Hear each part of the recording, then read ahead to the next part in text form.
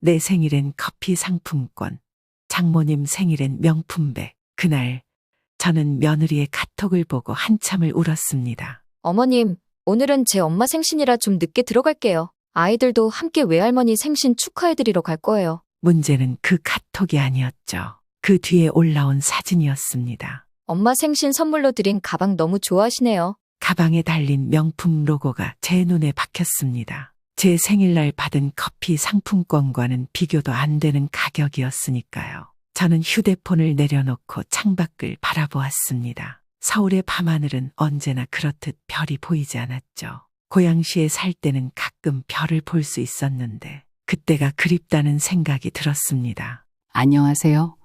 저는 서울 강서구에 사는 67세 윤정숙입니다. 정숙 씨는 2년 전 아들 가족이 사는 아파트 근처로 이사했습니다. 손주 둘을 돌봐주기 위해서였죠. 그 이전까지는 남편과 함께 경기도 고양시에서 살았습니다. 하지만 남편이 세상을 떠나고 아들 부부의 제안으로 서울로 이사를 오게 되었습니다. 어머니, 저희 애들 좀 봐주시면 안 될까요? 어차피 혼자 계시는 것보다 손주들이랑 같이 지내시는 게 좋으실 것 같아서요. 그때는 그 말이 정말 진심으로 들렸습니다. 딸도 없이 아들 하나만 키운 정숙 씨에게 손주들은 삶의 기쁨이었으니까요. 게다가 아들 부부는 한 달에 30만 원의 용돈까지 주겠다고 했습니다. 어머니, 저희가 어머니 덕분에 맞벌이도 할 수 있고 돈도 벌 수 있으니까 용돈 드리는 건 당연하죠. 아들 민석은 대기업에 다니고 며느리 소연은 외국계 회사에서 일하는 소위 말하는 엘리트 부부였습니다.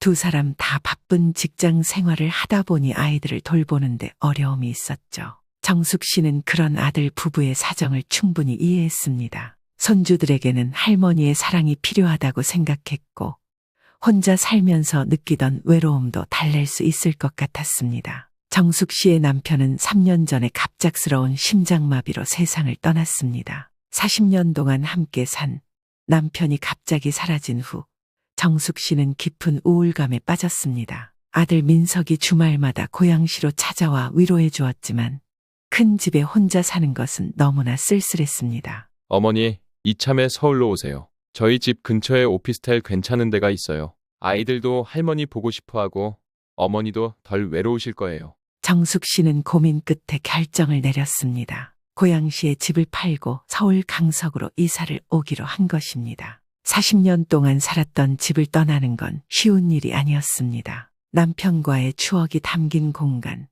정들었던 이웃들, 그리고 매주 만나던 동네 친구들까지 모든 것을 뒤로하고 새로운 시작을 하기로 했습니다. 정숙 씨는 작은 오피스텔을 얻어 아들네 아파트에서 걸어서 5분 거리에 자리 잡았습니다. 처음에는 모든 것이 낯설었습니다. 높은 빌딩들 사이에 끼인 오피스텔은 고양시의 넓은 집과는 너무 달랐고 서울의 빠른 생활 리듬도 적응하기 쉽지 않았습니다. 하지만 아들네 가족과 가까이 산다는 것, 특히 손주들과 자주 만날 수 있다는 사실이 그녀에게 큰 위안이 되었습니다. 이사 온 첫날, 손주들이 꽃다발을 들고 찾아왔습니다. 8살 손녀 지은이와 6살 손자 지호가 환하게 웃으며 할머니, 우리 집 가까이 와서 너무 좋아요.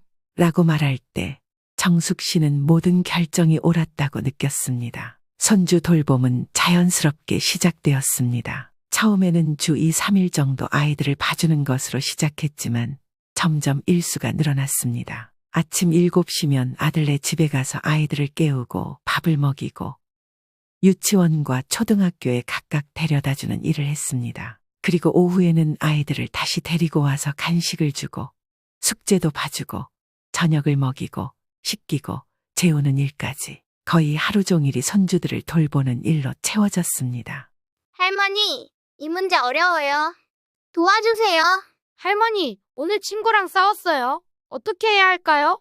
지은이와 지호는 할머니에게 모든 것을 물어보았고 정숙 씨는 그런 손주들이 귀엽고 사랑스러웠습니다. 삶의 의미를 다시 찾은 것 같았습니다. 아이들을 돌보는 일은 비록 체력적으로 힘들었지만 정숙 씨에게는 행복한 시간이었습니다. 어머니, 정말 감사해요. 어머니가 아니었으면 우리 애들이 이렇게 잘 자라지 못했을 거예요. 아들 민석의 말은 정숙 씨에게 큰 보람을 느끼게 했습니다. 며느리 소연도 처음에는 정말 고마워했습니다. 퇴근 후에는 항상 어머니, 오늘도 수고 많으셨어요. 라며 감사 인사를 잊지 않았고 가끔은 작은 선물도 사다 주었습니다. 하지만 시간이 지날수록 상황은 조금씩 변해갔습니다. 처음에는 힘들어도 행복했습니다. 손주들이 할머니, 사랑해요. 라고 할 때면 모든 피로가 날아가는 것 같았으니까요. 하지만 시간이 지날수록 정숙 씨는 자신이 단순한 손주 돌보미가 아닌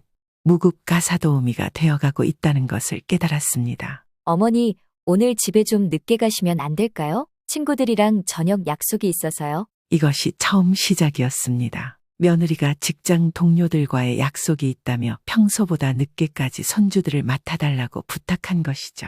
정숙 씨는 흔쾌히 수락했습니다. 며느리도 사회생활을 하니 친구들과 시간을 보내는 것이 중요하다고 생각했기 때문입니다. 하지만 이런 부탁은 한 번으로 끝나지 않았습니다. 점점 더 빈번해졌고 부탁의 내용도 다양해졌습니다. 어머니, 오늘 회사에서 중요한 미팅이 있어서 애들 유치원이랑 학교에 데려다 주실 수 있으세요? 어머니, 이번 주말에 남편이랑 제가 워크숍을 가야 해서 애들 좀 봐주실 수 있을까요? 어머니, 집안 청소를 좀 해주시면 안 될까요? 요즘 너무 바빠서. 며느리의 요청은 점점 더 늘어갔습니다. 집안 청소, 빨래, 설거지, 심지어 김장철에는 김치까지. 정숙 씨의 하루는 점점 더 바빠졌지만 그에 비해 인정받는 느낌은 점점 줄어들었습니다. 한 번은 장을 보고 돌아오는 길에 지호가 갑자기 열이 나서 병원에 데려갔던 적이 있었습니다. 의사가 감기라고 진단했고 정숙 씨는 아이를 데리고 집에 돌아왔습니다. 곧바로 아들과 며느리에게 전화를 걸어 상황을 알렸습니다. 괜찮아요, 어머니. 그냥 약 먹이고 재워주세요. 저희가 일찍 들어갈게요. 하지만 그날 밤 10시가 넘어서야 두 사람은 집에 돌아왔고 정숙 씨는 그때까지 열이 나는 지호를 돌보며 불안한 시간을 보내야 했습니다. 오늘 중요한 회의가 있어서 정말 죄송해요, 어머니. 미안하다는 말은 했지만 정숙 씨는 뭔가 허전했습니다. 자신의 아들 민석이 어릴 때 아프면 남편과 함께 회사도 조퇴하고 병원을 뛰어다녔던 기억이 났기 때문입니다. 하지만 이런 생각은 금방 접었습니다. 요즘은 직장 생활이 더 힘들지. 이해해야지. 어머니, 혹시 반찬 좀 더 다양하게 해주시면 안 될까요? 애들이 매일 같은 반찬만 먹어서 질려해요. 며느리의 요구 사항은 늘어가는데 감사합니다라는 말은 점점 줄어들었습니다. 처음에는 어머니 덕분에 라고 하던 말이 어머니가 좀 더로 바뀌어 갔습니다. 정숙 씨는 점점 더 자신이 당연히 해야 할 일을 하는 사람, 그러면서도 늘 부족한 사람으로 여겨지는 것 같아 마음이 아팠습니다. 그리고 약속했던 월 30만 원의 용돈도 가끔씩 이번 달은 좀 빠듯해서 라며 건너뛰는 일이 많아졌습니다. 처음에는 이해했습니다. 젊은 부부가 경제적으로 여유가 없을 수도 있다고 생각했으니까요. 하지만 그러면서도 며느리의 SNS에는 새로 산 명품 가방이나 비싼 레스토랑에서 찍은 사진이 자주 올라왔습니다. 정숙 씨의 생일은 4월이었습니다. 그날 정숙 씨는 아침부터 설레는 마음으로 준비를 했습니다. 전날 아들이 내일은 어머니 생신이니까 특별히 축하해 드릴게요. 라고 말했기 때문입니다. 어쩌면 오랜만에 가족 모두가 함께하는 시간을 가질 수 있을 것 같았습니다. 하지만 그날도 평소와 다름없이 아침 일찍 아들네 집에 가서 아이들을 학교와 유치원에 데려다주고 빨래와 청소를 했습니다. 생일이라고 특별히 쉬는 날은 아니지 라고 생각하며 하루를 보냈습니다. 저녁이 되어서야 아들과 며느리가 귀가했고 손주들과 함께 생일 축하 노래를 불러주었습니다. 정숙 씨는 눈시울이 붉어졌습니다. 오랜만에 듣는 생일 축하 노래가 감격스러웠기 때문입니다. 아들 부부는 동네 패밀리 레스토랑에서 저녁을 사주었고 선물로는 10만 원짜리 커피 상품권을 주었습니다. 어머니, 요즘 친구분들과 자주 만나신다고 하셔서 커피 드실 때 쓰시라고요. 사실 정숙 씨는 서울에 와서 친구를 사귈 기회가 거의 없었습니다. 대부분의 시간을 손주들과 보냈고 잠깐의 여유가 생겨도 피곤해서 쉬는 것이 전부였습니다. 며느리의 말이 조금 서운했지만 정숙 씨는 웃으며 고맙다고 대답했습니다. 고마워. 잘 쓸게. 그렇게 정숙 씨의 생일은 조용히 지나갔습니다. 패밀리 레스토랑에서 저녁을 먹은 후 다들 그렇게 각자의 집으로 갔습니다. 그날 밤 집으로 돌아오는 길에 정숙 씨는 문득 남편이 생각났습니다. 그가 살아있을 때는 생일이면 항상 특별한 저녁을 준비해 주었고 소박하지만 정성 어린 선물을 챙겨주었습니다. 사람이 그립다는 건 이런 거구나 라고 생각하며 작은 오피스텔로 돌아왔습니다. 한 달 뒤 사돈의 생일에는 전혀 다른 모습이었습니다. 그날은 평일이었음에도 며느리가 일찍 퇴근했고 아이들도 평소보다 일찍 하원했습니다. 정숙 씨는 평소처럼 저녁 식사를 준비하고 있었는데 며느리가 갑자기 말했습니다. 어머니, 오늘은 친정 엄마 생일이라 저녁을 밖에서 먹고 올 거예요. 아이들도 데려갈 거니까 어머니는 편하게 쉬세요. 정숙 씨는 속이 상했지만 이해했습니다. 미리 말을 해줬으면 저녁 식사 준비를 하지 않아도 되는데 말이죠. 그날 저녁 정숙 씨는 집에 돌아가 혼자 간단히 저녁을 먹고 TV를 보며 시간을 보냈습니다. 다음 날 아침 며느리의 SNS를 보게 되었습니다. 며느리의 SNS에는 최고급 레스토랑에서 찍은 가족 사진이 올라왔고 거기에는 아이들까지 모두 참석한 모습과 함께 무려 300만 원이 넘는 명품 가방 선물 인증샷까지 있었습니다. 저희 엄마 생신이라 특별히 준비했어요. 아이들도 외할머니 생신이라고 학교 일찍 마치고 함께 했답니다. 시어머니도 모시고 싶었는데 갑자기 말씀드리기 죄송해서. 정숙 씨는 그 글을 읽고 가슴이 아팠습니다. 자신의 생일에는 패밀리 레스토랑과 커피 상품권으로 끝났는데 장모님 생일에는 최고급 레스토랑의 명품 가방이라니. 더구나 아들 부부는 퇴근 시간보다 더 빠르게 퇴근을 했다니. 자신의 생일에는 그런 배려는 없었습니다. 게다가 시어머니도 모시고 싶었는데 라는 말이 더 서운했습니다. 하지만 그런 감정을 드러내는 것도 예의가 아니라 생각해 그냥 넘어갔습니다. 그날 밤 정숙 씨는 며느리의 카톡을 보고 한참을 울었습니다. 어머님, 오늘은 친정 엄마 생신이라 좀 늦게 들어갈게요. 문제는 그 카톡이 아니었죠. 그 뒤에 올라온 사진이었습니다. 엄마 생신 선물로 드린 가방 너무 좋아하시네요. 가방에 달린 명품 로고가 제 눈에 박혔습니다. 제 생일날 받은 커피 상품권과는 비교도 안 되는 가격이었으니까요. 그 후로도 정숙 씨의 일상은 크게 변하지 않았습니다. 여전히 아침 일찍부터 밤늦게까지 손주들을 돌보는 일이 그녀의 주요 업무였습니다. 하지만 마음 한구석에는 서운함이 자리 잡았고 그것은 시간이 지날수록 점점 커져갔습니다. 어느 날 정숙 씨는 우연히 며느리와 그녀의 친구 사이의 대화를 듣게 되었습니다. 며느리의 친구가 집에 놀러 왔을 때 일이었습니다. 와, 너네는 정말 좋겠다. 시어머니가 애들도 봐주시고 집안일까지 다 해주시잖아. 나는 입주 도우미를 쓰는데 월급이 장난 아니야. 그때 며느리의 대답이 정숙 씨의 가슴을 찔렀습니다. 그래도 도우미는 일을 시킬 수 있잖아. 우리 시어머니는 가끔 내 맘대로 안 되고 요즘은 자기 시간을 달라고 하셔. 나이 드신 분들이 그렇지 뭐. 정숙 씨는 자신이 도우미보다도 못한 존재로 여겨지고 있다는 사실에 충격을 받았습니다. 자신의 헌신과 사랑이 그저 나이 든 사람의 변덕으로 치부되는 것이 너무 서글펐습니다. 그리고 약속했던 용돈마저 점점 불규칙해졌습니다. 처음에는 월 30만 원을 꼬박꼬박 주던 것이 이번 달은 좀 빠듯해서. 하면서 건너뛰다가 이제는 아예 물어봐야 주는 상황이 되었습니다. 아, 맞다. 어머니 용돈 못 드렸죠? 다음 주에 같이 드릴게요. 하지만 다음 주는 또 다음 주로 미뤄지고 결국 한 달에 한 번 받기도 힘든 상황이 되었습니다. 정숙 씨는 용돈이 아쉬워서가 아니라 자신의 노력과 시간이 이렇게 경시되는 것이 서운했습니다. 또한 손주들을 위한 교육비나 간식비도 대부분 정숙 씨가 부담하게 되었습니다. 학원에서 교재비를 내야 한다거나 문구점에서 필요한 물건을 사야 한다거나 하는 일상적인 지출들이 정숙 씨의 몫이 되었는데 이것들을 다 합치면 한 달에 용돈으로 받는 30만 원을 훌쩍 넘기는 금액이었습니다. 할머니, 이거 사주세요. 친구들 다 가지고 있어요. 할머니, 학원에서 교재비 내래요.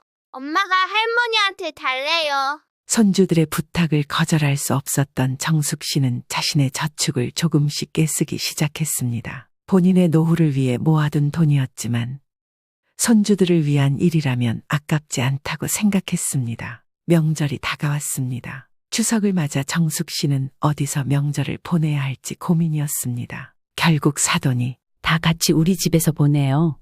라는 말에 모두 사돈댁으로 가기로 했습니다. 추석 당일 정숙 씨는 사돈댁 부엌에서 아침부터 전을 부치고 나무를 묻혔습니다. 손은 분주했지만 마음은 무거웠습니다. 손님도 아닌 가족도 아닌 어정쩡한 위치였기 때문이죠. 식사 시간이 됐을 때 사돈이 정숙 씨에게 자리를 권했습니다. 사돈, 여기 앉으세요. 그 자리는 사돈 바로 옆이었습니다. 식사 내내 정숙 씨는 마음이 편치 않았습니다. 우리 손주들 외할머니 집에 와서 정말 좋아하네. 사돈의 말에 정숙 씨는 가슴이 찔렸습니다. 정작 자신은 부엌 일에 치여 손주들과 놀아줄 시간도 없었으니까요. 정숙 씨는 평소 요리를 잘한다고 소문난 터라 사돈은 정숙 씨에게 이것저것 도움을 청했고 어느새 정숙 씨가 주방을 책임지게 되었습니다. 집으로 돌아오는 차 안에서 정숙 씨는 창밖만 바라봤습니다. 모두 즐거운 명절을 보냈다고 했지만 자신은 그저 피곤할 뿐이었습니다. 2년간 자신의 삶은 온데간데 없이 남의 일만 하는 존재로 전락한 시간들이 주마등처럼 스쳐 지나갔습니다. 이제는 달라져야 해. 나도 내 삶이 있어. 이 생각은 그 어느 때보다 강하게 정숙 씨의 마음속에 자리 잡았습니다. 명절이 끝난 며칠 후 며느리의 또 다른 요청이 들어왔습니다. 어머니, 이번 주말에 제 친구 결혼식이 있는데요. 토요일 하루만 애들 봐주실 수 있으세요? 그리고 집안 청소도 좀. 정숙 씨는 그 순간 2년 동안 참아왔던 모든 감정이 폭발했습니다. 더 이상 참을 수 없다는 생각이 들었습니다. 소연아, 미안하지만 이번 주말은 내 시간을 좀 가질게. 나도 내 생활이 있으니까.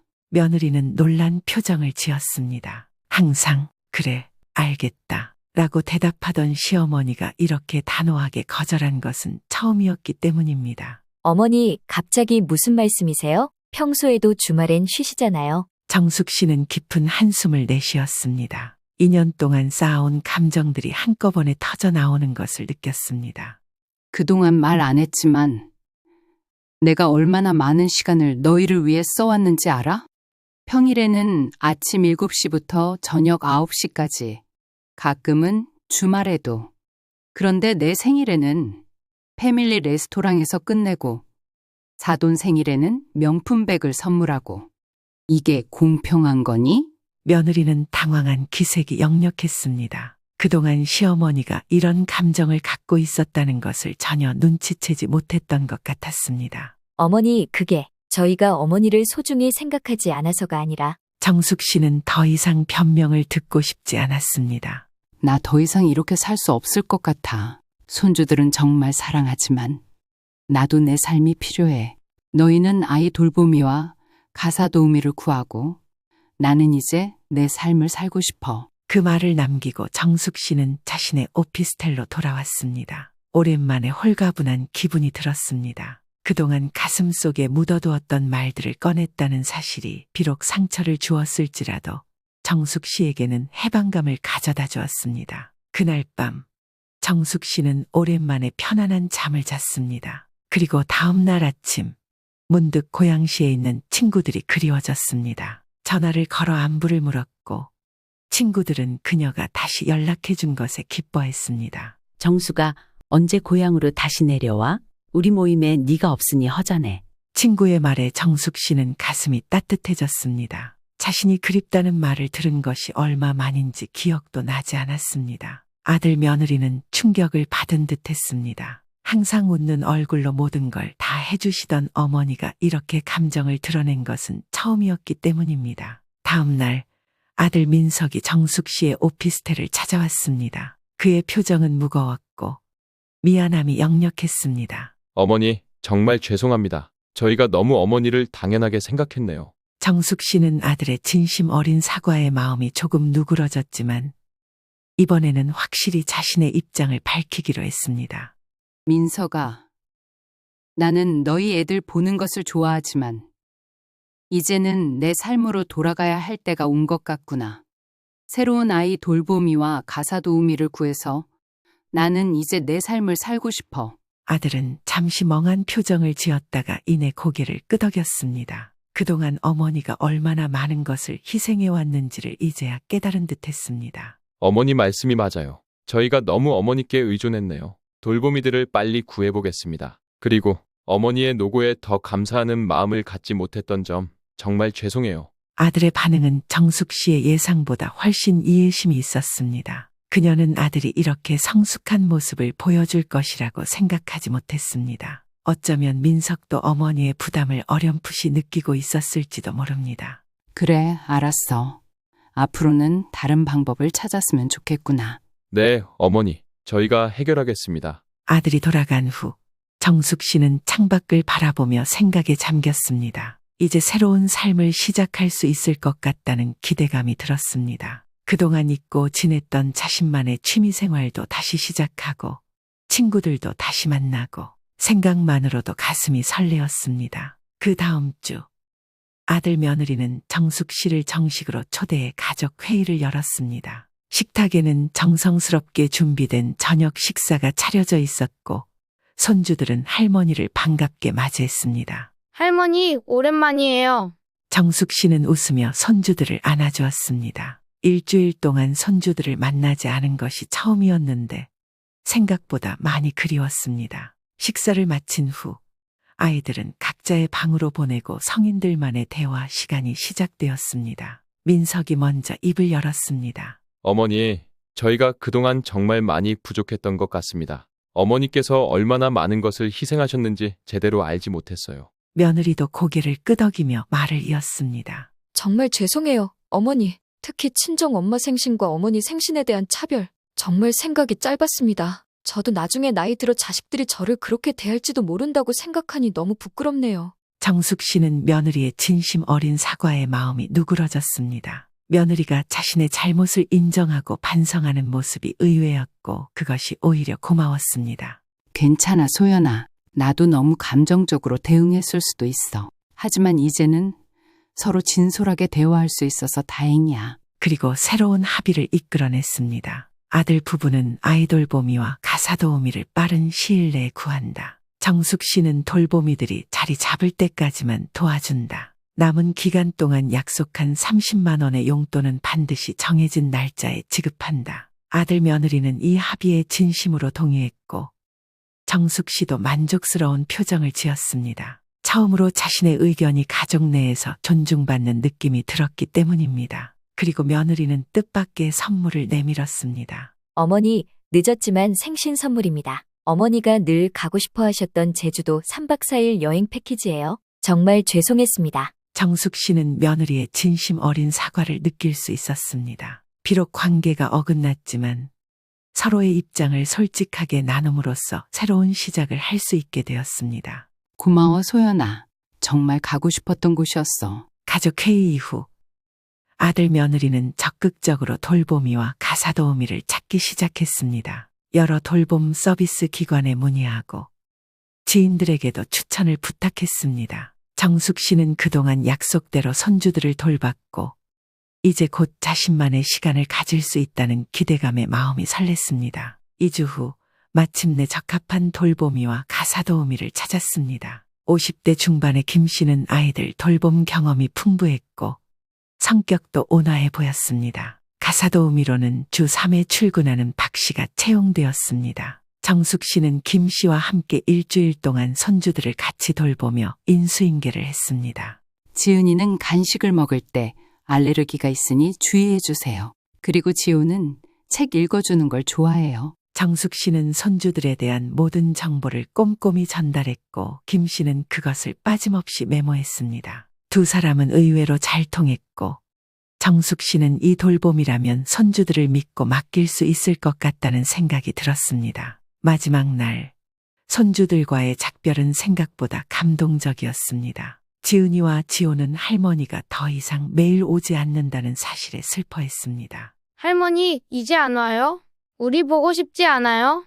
정숙 씨는 손주들을 꼭 안아주며 설명했습니다. 할머니가 안 오는 게 아니라 이제는 가끔씩 놀러 올 거야. 그리고 특별한 날에는 더 오래 같이 있을 수 있어. 김 선생님이 이제 너희를 돌봐주실 거야. 아이들은 여전히 아쉬워했지만 정숙 씨의 설명을 이해하려고 노력했습니다. 그리고 작별 선물로 직접 그린 그림을 주었습니다. 할머니, 우리가 그린 거예요. 보고 싶을 때 보세요.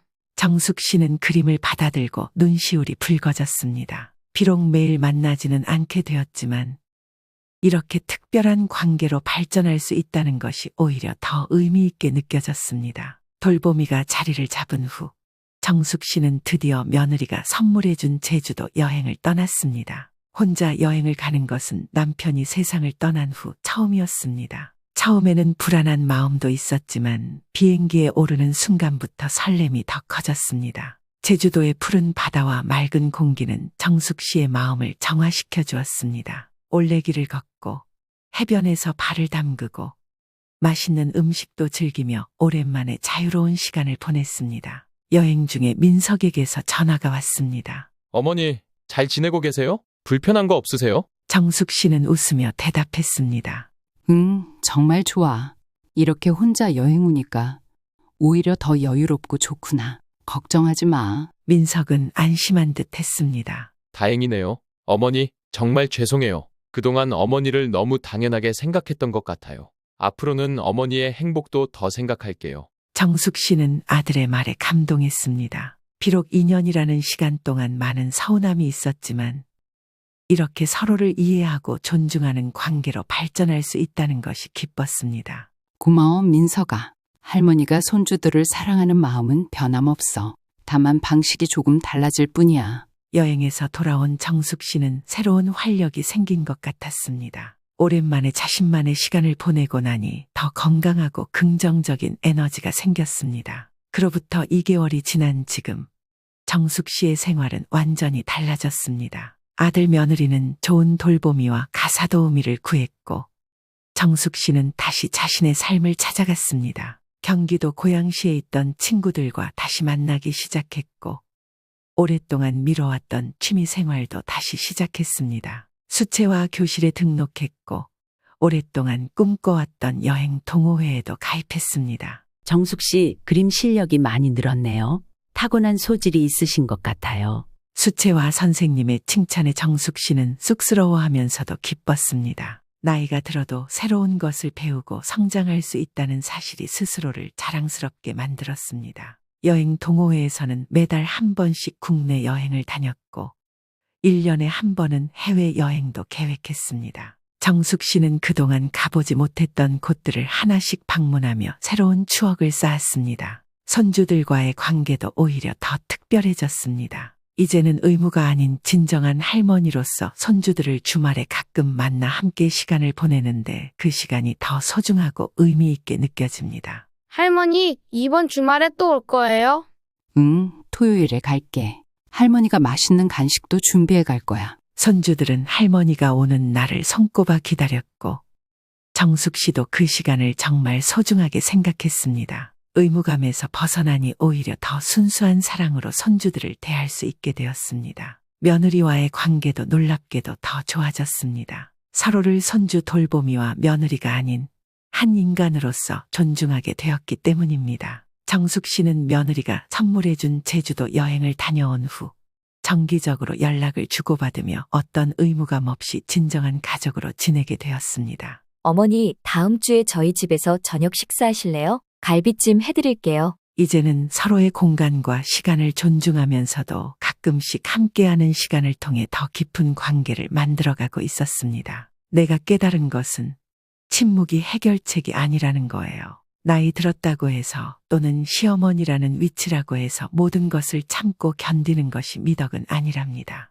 자신의 가치를 스스로 인정하고 그것을 당당히 요구할 줄 알아야 해요. 그리고 때로는 아니오라고 말하는 용기도 필요하답니다. 정숙 씨는 이제 한 달에 한 번 정도 손주들과 할머니와의 특별한 하루를 보냅니다. 박물관도 가고 영화도 보고 때로는 그냥 공원에서 뛰어놀기도 합니다. 그 시간은 의무가 아닌 온전한 사랑과 즐거움으로 가득 차 있습니다. 우리 세대는 참는 것이 미덕이라고 배웠지만 참는 것과 자신을 지우는 것은 달라요. 가족 안에서도 서로의 경계와 가치를 존중할 때 진정한 사랑이 피어난다는 것을 이제야 알게 되었답니다. 그리고 무엇보다 내 인생의 주인공은 바로 나라는 사실을 잊지 말아야 해요. 오늘도 정숙 씨는 자신의 삶을 온전히 살아가며 가끔 만나는 손주들에게도 그리고 무엇보다 자신에게도 사랑을 주는 하루를 살아갑니다. 균형 잡힌 삶의 행복을 찾은 것이죠.